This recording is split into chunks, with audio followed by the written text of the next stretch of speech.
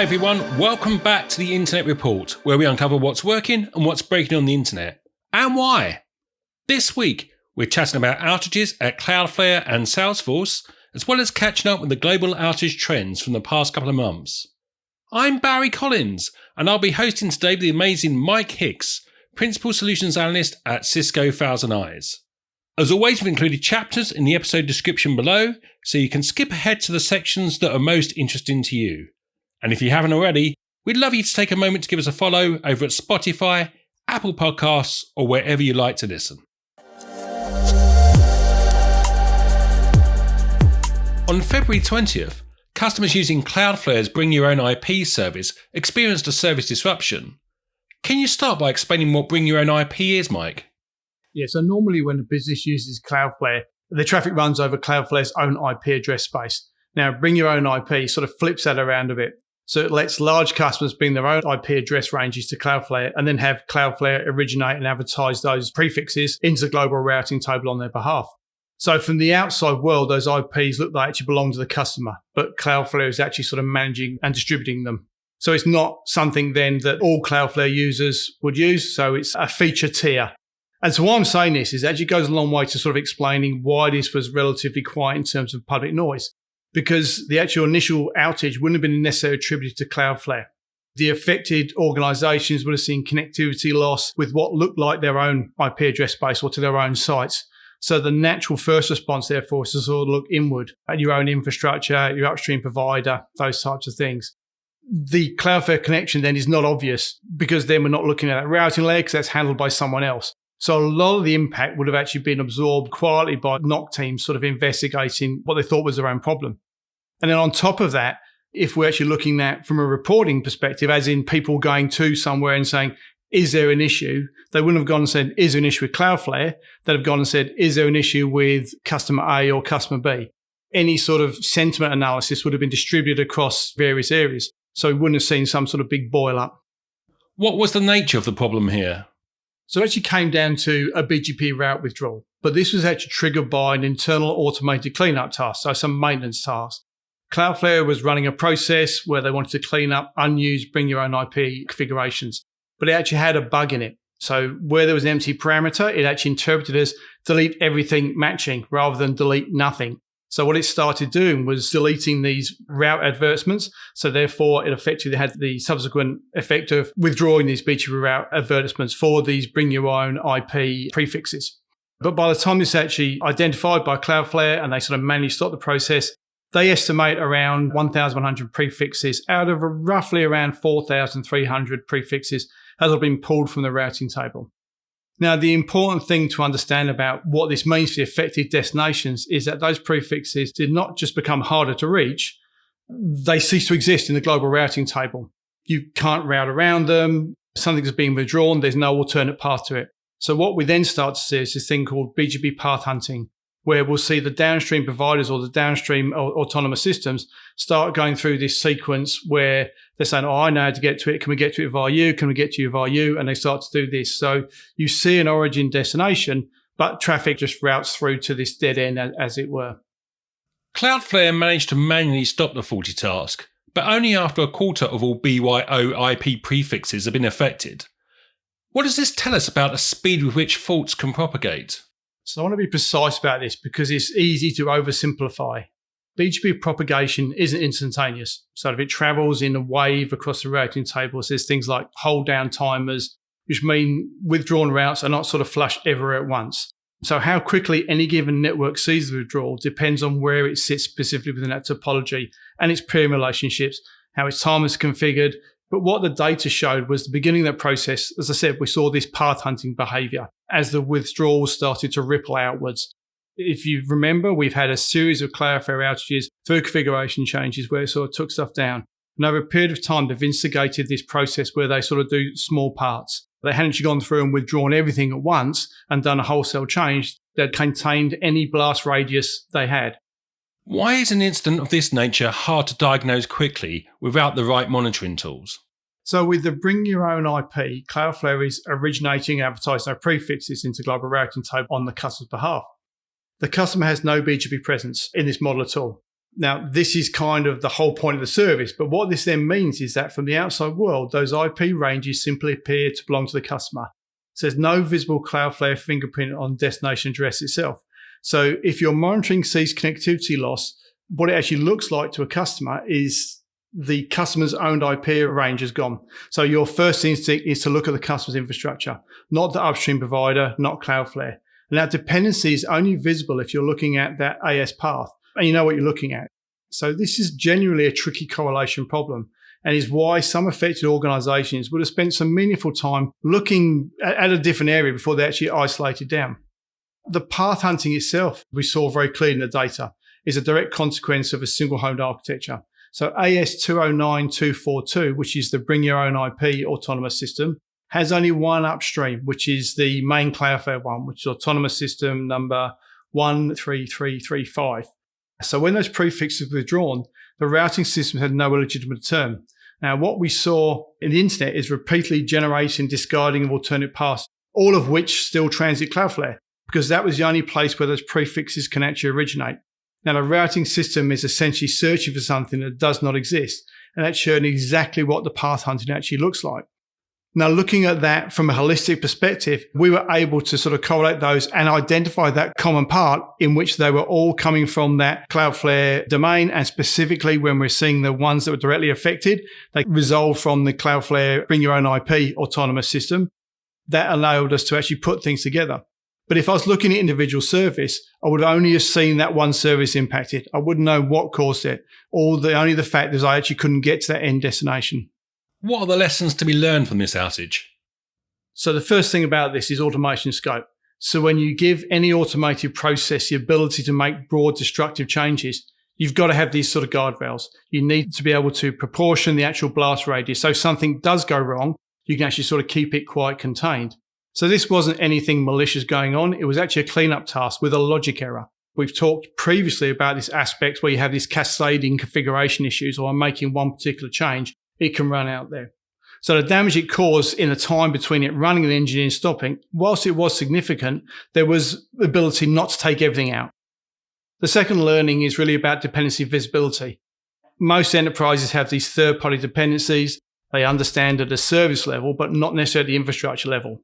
We know they use CDNs or different DNS providers. They have cloud network services, but they don't necessarily know how those dependencies are sort of plumbed together beneath the surface. So in this case, it specifically looked like customer infrastructure problem from anybody that wasn't looking specifically at that routing layer.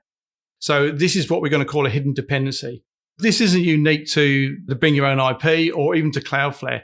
This is really persistent or endemic across enterprise infrastructure. So the idea is to be able to understand what's going on there.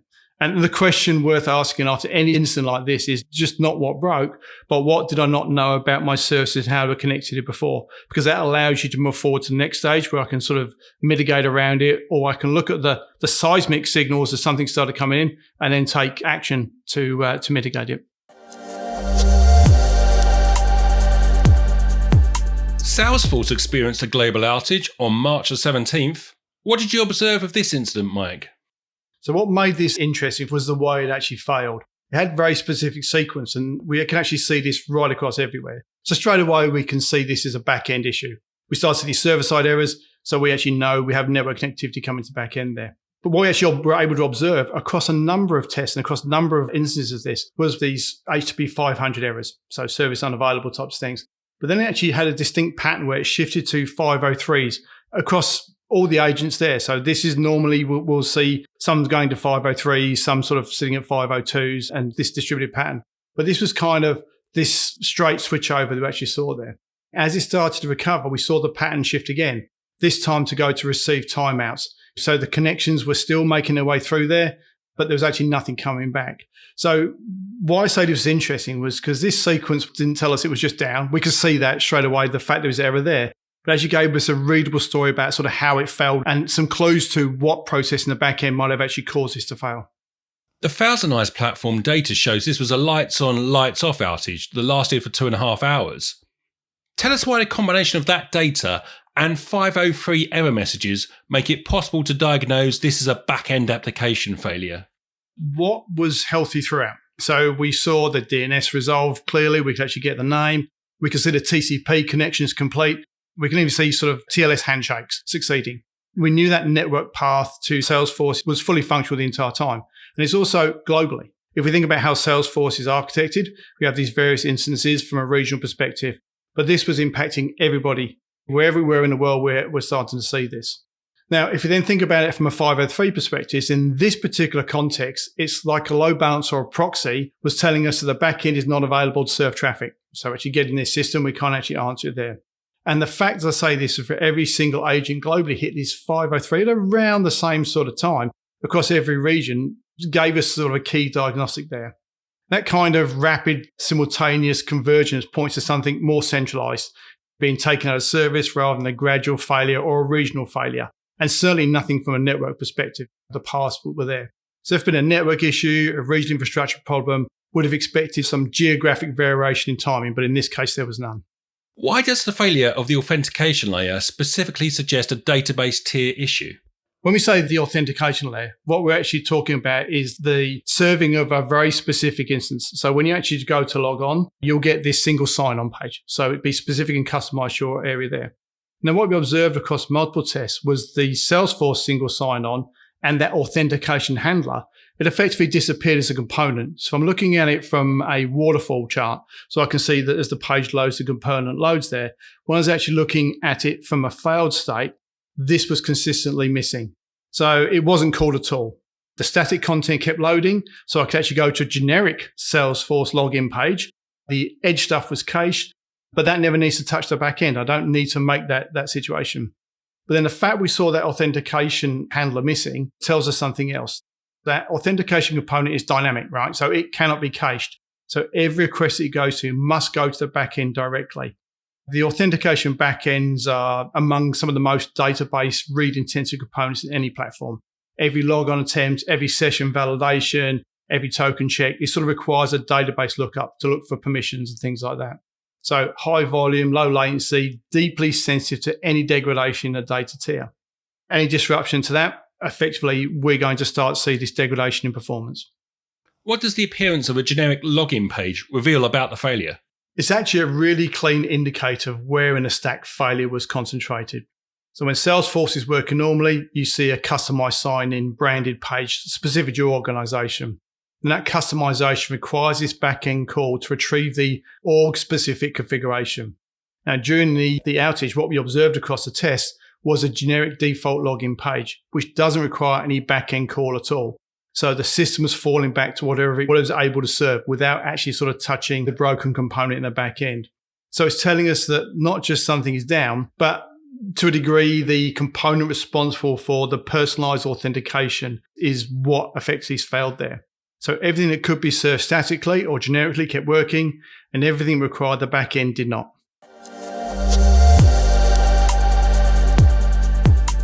Thanks for the deep dive into those outages, Mike.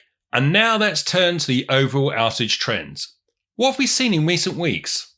So the period we're looking at now runs quite a long period of time. So it runs from late January through to March 22nd.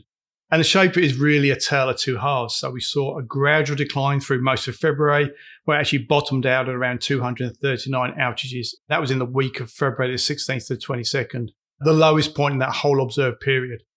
Then the following week, things reversed sharply, where we saw a 62% jump. We jumped up to 386 outages globally, which was the highest weekly total we actually saw during the period. Now, the US mirrored that almost exactly. It was up 61% in the same week. What is worth noting, though, is that the spike appears to have been transient.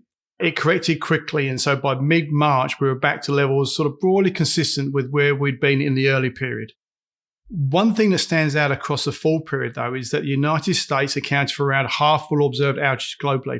Now, this is a consistent pattern that we've seen over a period of time, but always sort of worth flagging. You mentioned the US accounts for around half of all outages in this period. Is there anything else in the longer-term trend that stands out to you?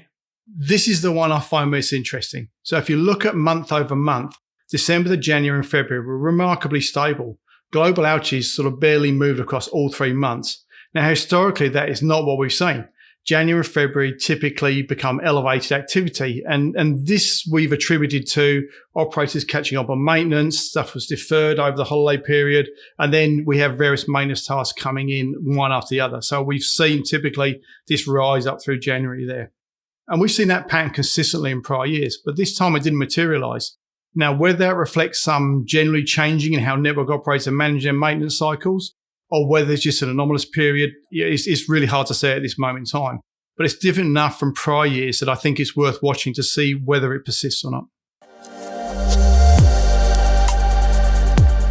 And that's our show. Please give us a follow and leave us a review on your favourite podcast platform. We really appreciate it. And not only does this help ensure you're in the know when a new episode's published, it also helps us to shape the show for you. You can follow us on LinkedIn or X at ThousandEyes, or send questions or feedback to internetreport@thousandeyes.com. Until next time, goodbye.